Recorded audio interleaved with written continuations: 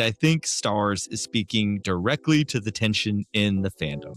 During the sequel trilogy, I feel like Disney, Lucasfilm, probably Disney, was running away from the tension. Let's go back to the good times. Let's go back before there was a prequel. Let's go back when it was just nothing but pure love, even though were they not around for the Ewok hate? You love Star Wars. Nerds are passionate. Nerds fight a lot.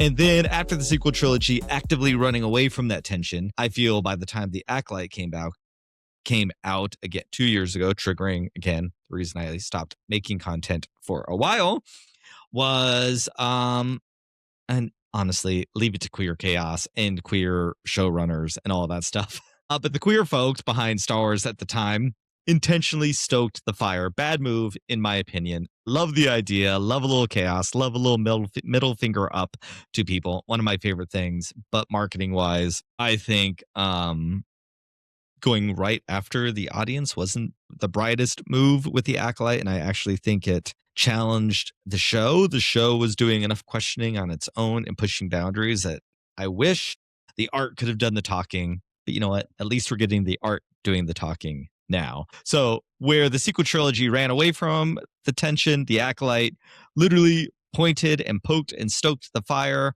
Maul Shadowlord is actively in it, engaging with it, and is forcing us to look at it. It's messy, it's dark, and honestly, right now, it is so much fun. So if the Empire is pressure, if Maul is countering that pressure with chaos, then the next question is simple.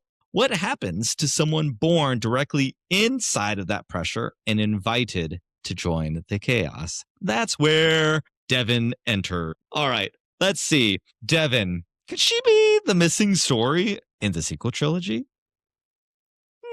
Sequel trilogy rewrite incoming a little later. Star Wars, in my opinion, does not need more heroes. It needs more characters who break. Breaking is where stories truly begin. And right now, the internet is a buzzing with speculation. I love me some speculation. I don't care what the internet says. I don't care what content creators say. Speculate away. This is just fun. I am one random queen on the internet. I don't have any more information than any of y'all do. And this time of like, well, they said this and now I want that needs to end. Let's have fun speculating again. It is like, it's so incredibly important to nerd culture, whether it's comics, Star Wars, that dirty word, Star Trek, whatever it is. It's half the fun. Our last episode with Alden, you and I spoke about this, but like the fights, the arguments, the heated debates, whatever you want to call them in the middle of a comic book store made it so much fun to be a nerd. The internet should be like the comic book store of all comic book stores. Endless rack of get their point of view. It should be so much fun. Anyway, they are a buzzing with who Devon could become. Could she be Darth Talon? I don't know. Anyway, we're back. I'm Brian. And if you haven't yet subscribed, please do leave a comment. Tell me what you think about Maul, about the ISB, or one of Star Wars' newest characters, Devon Izara. All right, so speculation station. She could be Darth Talon. Who is she? Let's do a quick 1, 2, 3. Well, Darth Talon is a character that has the internet stoked. She comes from Star Wars Legacy Comics. She's in Legends continuity. She exists roughly 130 years after Return of the Jedi. She is a Sith assassin under Darth Krayt, and she is a part of one Sith. Fully covered in black tattoos against her red skin. She's very reminiscent of Maul, and she is trained as an enforcer following Sith ideology. She isn't just a warrior. She really isn't Darth Maul 2.0, and she certainly isn't just the scantily clad Twi'lek that you see on every YouTube thumbnail out there. To me, she represents identity written over with power. That is where I think we're going here. Maul Shadowlord made it very clear that she was a Padawan. They made it very clear that she does still believe in what they stand by, even though Maul called her out on being indoctrinated as a child into this cult. I don't remember what his exact quote was, but you know, I was here for it. However, when she responds, I still believe in those things, but we also just saw her trying to steal. I think she might be saying that to herself more to convince herself that that's what she wants.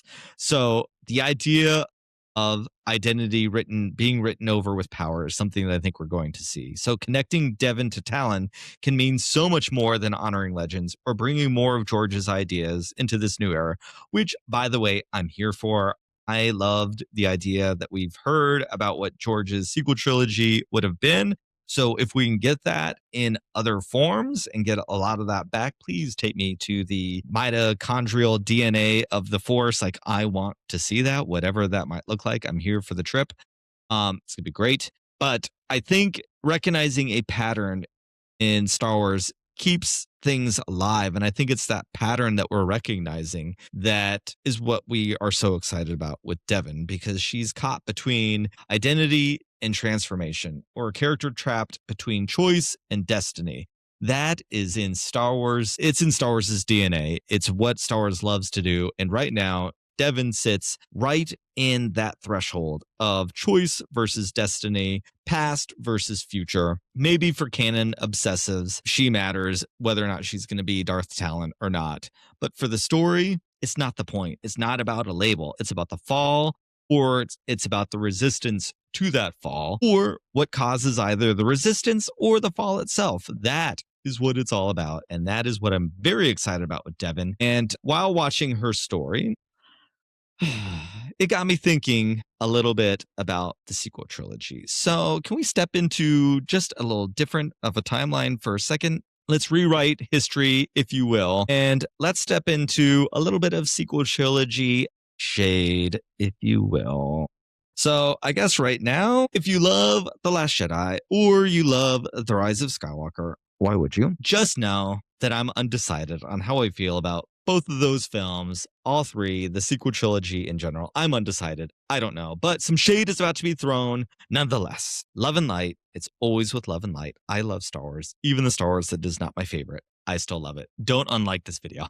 All right. What if after the throne room in that lightsaber duel in The Last Jedi, you know, the one that never causes any internet debates, nothing about The Last Jedi ever causes drama online, you know, the one between Maul, Kylo, and all the red guards and the curtains that fly up into flames, our queen of all queens, Snoke chopped in half, our Liberace of Star Wars no more. During that fight, at the end of that fight, what if Kylo Ren actually died? No, I don't mean metaphorically, not symbolically, but dead as a doornail. And what if in that moment he comes back as Ben Solo? What if the last third, the last arc of The Last Jedi was actually about Ben Solo, and the split finally resolves itself after an entire almost 2 whole movies? What if that resolved itself and the struggle of his entire arc, who he is he a solo Skywalker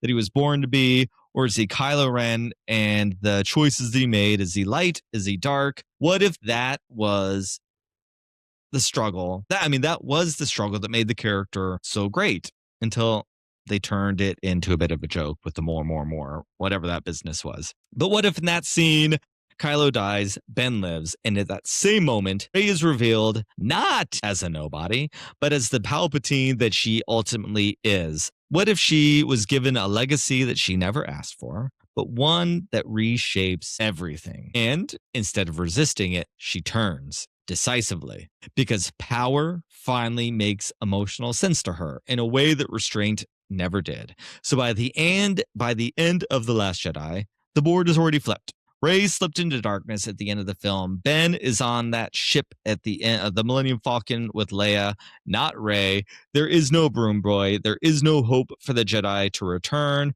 That one change reframes everything. And with it, The Rise of Skywalker being about redemption becomes more about us watching someone we care about slowly disappear into the power, into the darkness. Will she become Emperor 2.0, Empress Skywalker, or Empress Palpatine? Will that be our girl, Rey? Rey falls in that one moment. She falls further into darkness with every choice, big or small, all throughout The Rise of Skywalker. And after that, after the question becomes, can she come back? Not because of destiny, not because of a redemption arc, not because someone refuses to give up on. Not ownership, but shared survival after a collapse. That, to me, would bring Ben and Rey together in a beautiful way. To see them get married at the end of that movie, very reminiscent to Anakin and Padme, could be so beautiful. It would have been so rad. Maybe we could have gone back to Octu, stood on that same cliff where she met Luke Skywalker, and together, maybe they actually adopt the name Skywalker, ditch Solo because they know that the word Skywalker has so much meaning and hope in the galaxy. And when it looked like all was lost, the Skywalkers come back. I want that movie. But maybe we can get that now in a story like this with Devon. Maybe it's in Shadowlord that Devon isn't Destiny because she isn't wrapped in legends. Maybe in this story, because she isn't Darth Talon, because she's not canon yet, she isn't wrapped in that destiny. She right now is instability in motion. Because of who legend says she can be, she could fall or she could rise. She could exist in both states. Perhaps that's her role now in canon, is maybe playing with a little bit of legends versus now. And that could be what's interesting. And Maul represents the gravitational pull of that repetition. Because of what cycles do, they recruit. She will break the darkness like characters often do. Or will she remain in the dark? What pattern is going to repeat itself? Is it going to be Maul and his sissiness rolling that boulder up that hill? Or is Devon going to become more like one of the heroes that we all know and love from Star Wars? Maybe she is going to become the main character at the end of all this. That's the story that I keep coming back to. Not the heroes, not the clean redemption arcs, but the cycles. It's the cycles and the return of stories time after time after time, and stories of choice, because that, for me, is what Star Wars represents, is about breaking a cycle. And right now, a character standing at that exact moment where everything can collapse further or finally break differently, given the time, given the opportunity for interruptions. That's Devon. That's the Star Wars that I actually want. In his Star Wars collection comes the Stormtrooper, the Sand People, and all 20 action figures, including new Hammerhead, Snaggletooth, and more, each sold separately. And now, Boba Fett, Star Wars villain with his laser rifle. Boba Fett is not yet available in stores, but you can get him free with 4 proofs of purchase from any Star Wars action figures. Details on specially marked packs at participating stores. Offer ends May 31st. Star Wars action figures sold separately from Kenner.